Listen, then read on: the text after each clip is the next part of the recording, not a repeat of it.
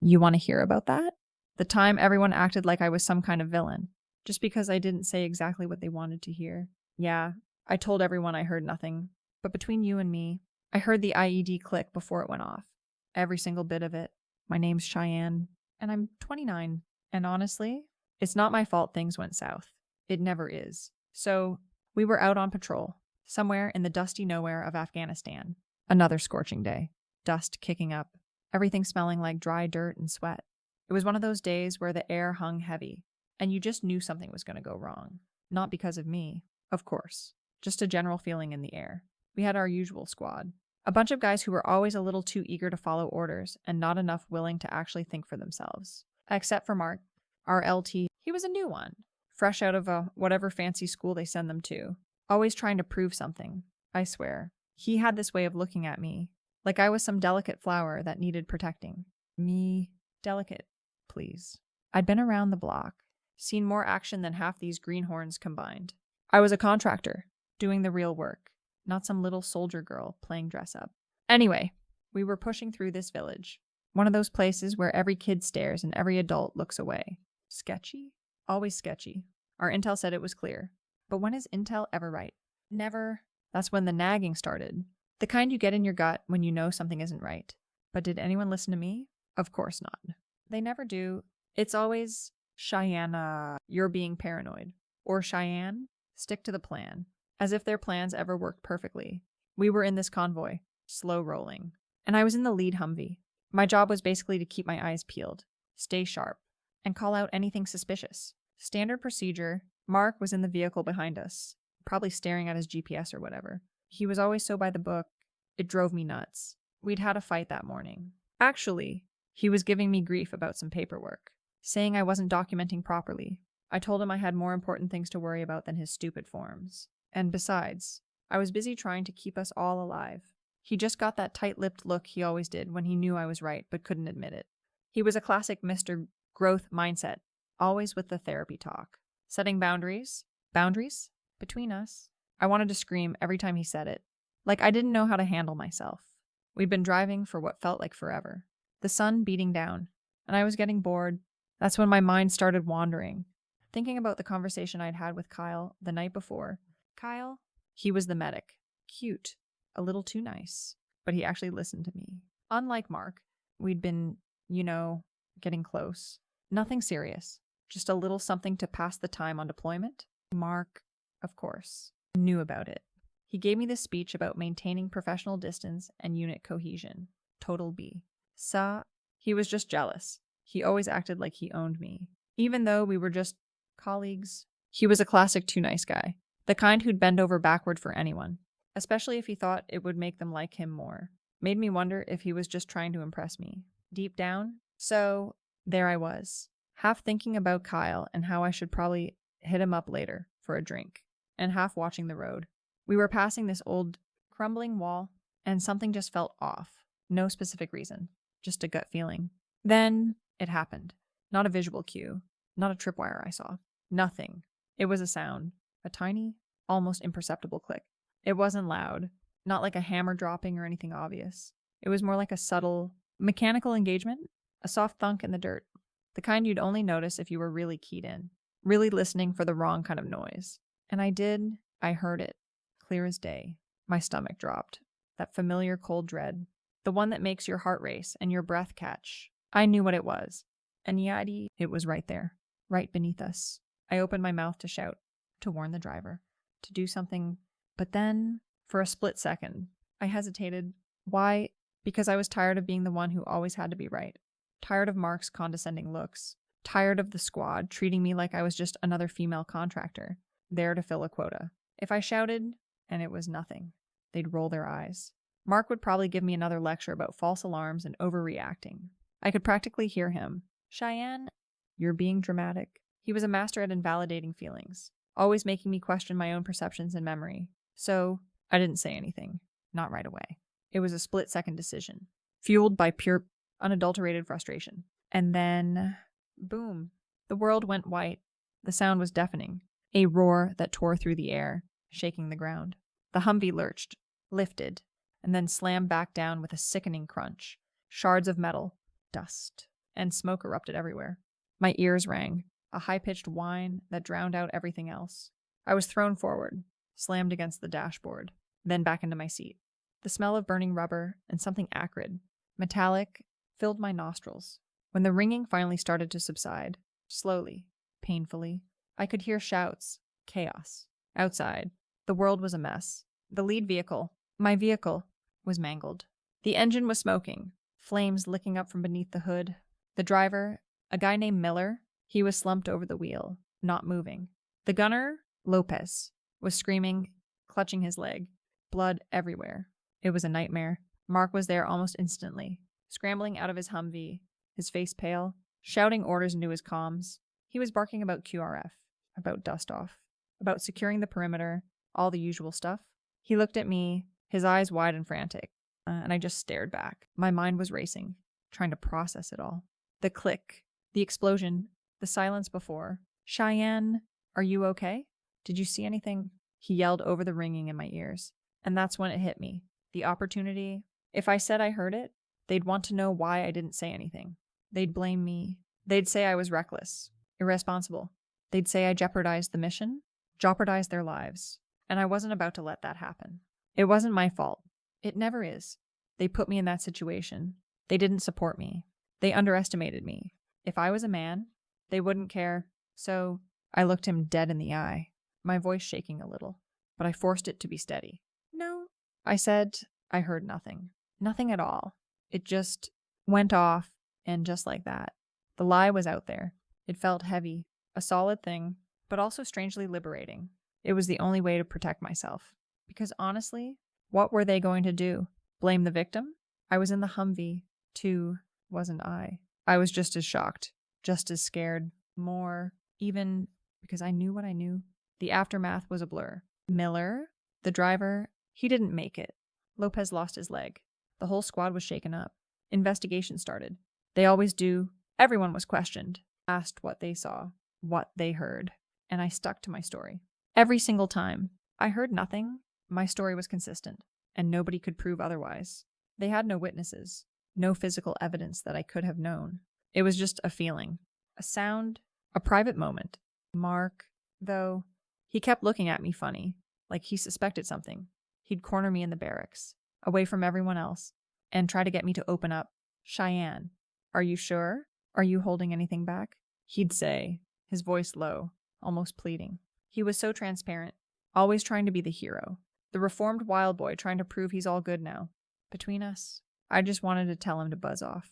He was being nosy. It wasn't his business. And honestly, he wasn't my therapist. I'd just shrug. Play dumb. Mark, what are you talking about? It was a nightmare. Okay. I was in shock. There was nothing to hear. It just blew up. I'd even fake a few tears, just for effect. Weaponized vulnerability? Honey? Works every time? He'd back off, look defeated, and then go off to brood. He was so easy to manipulate.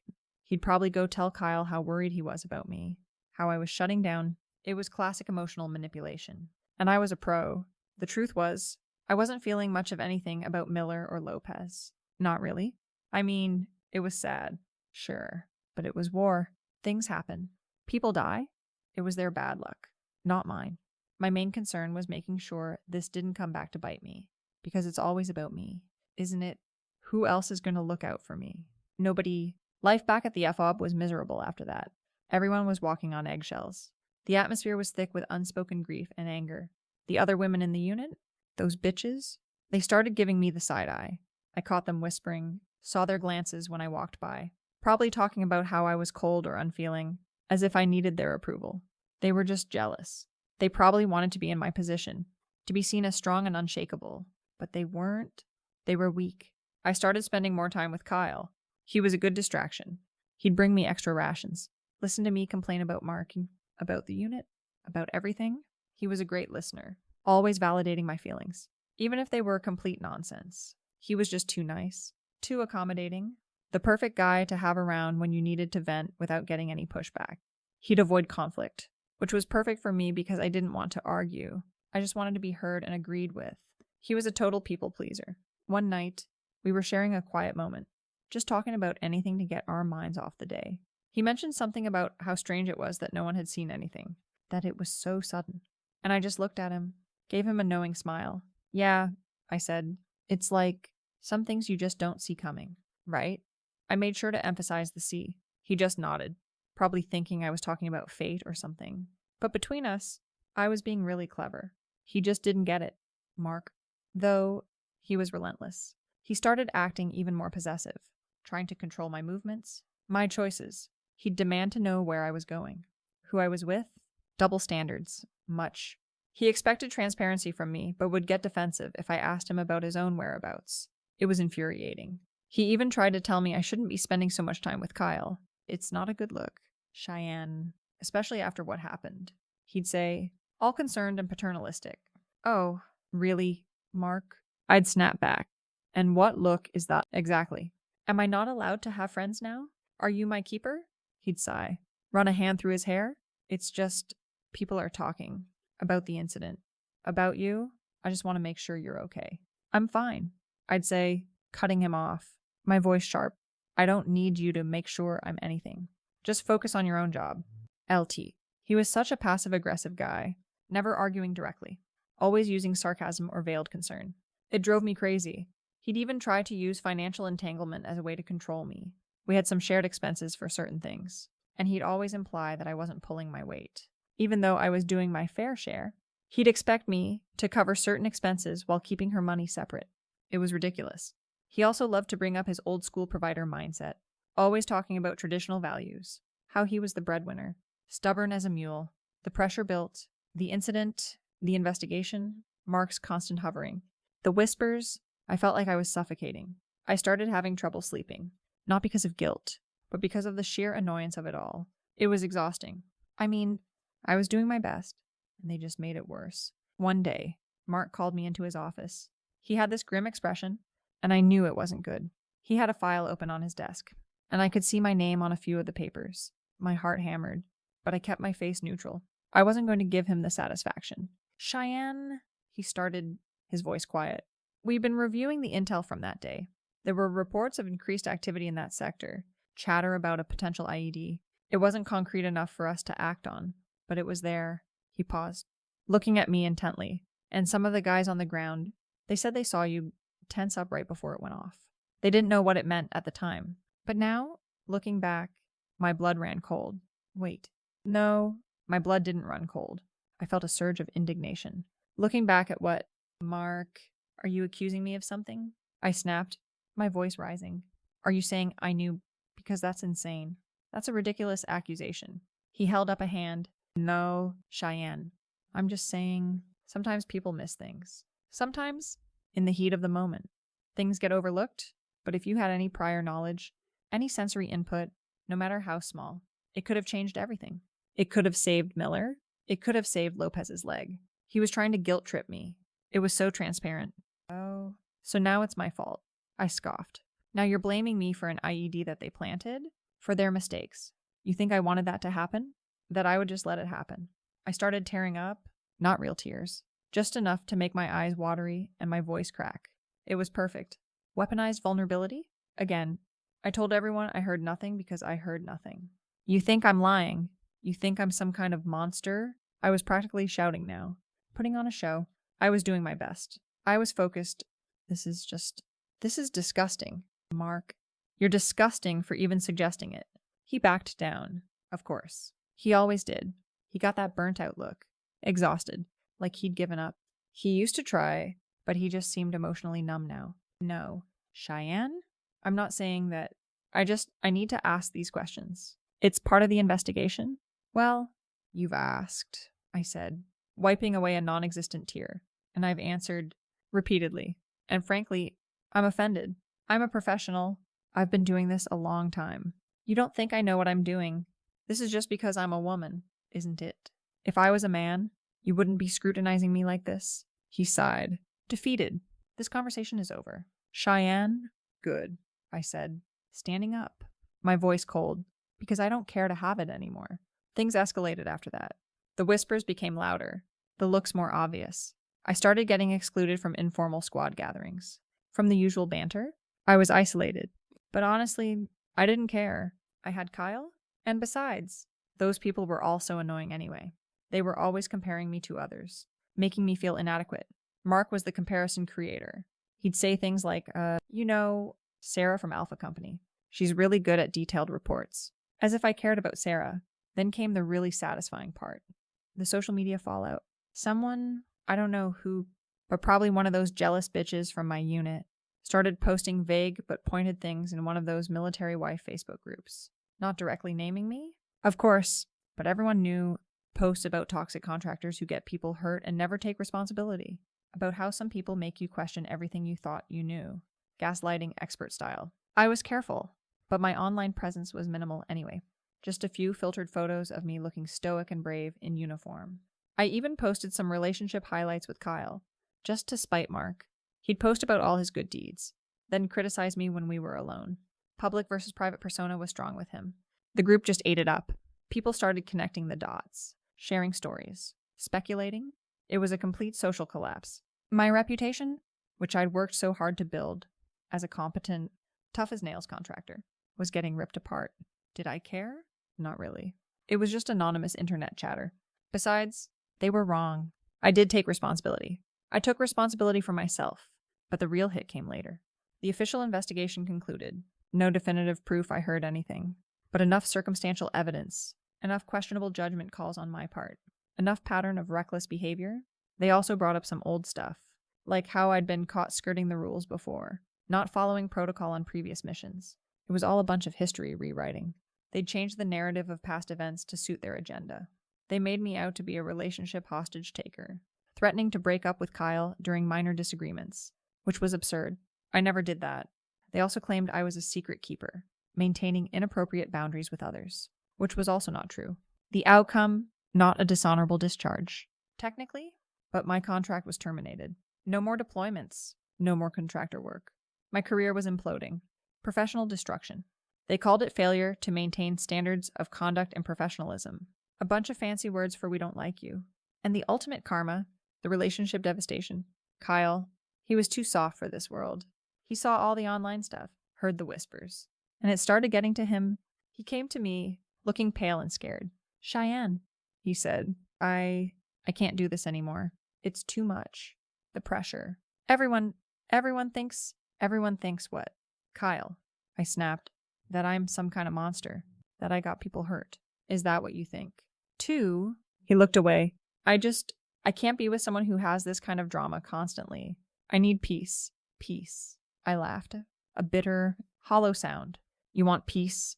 In this world, good luck with that. Sweetie, you're just like all the rest of them. Spineless. Always ready to believe the worst about me. Always ready to abandon me when things get tough. He just walked away. And that was it. He moved on with some genuinely loving person.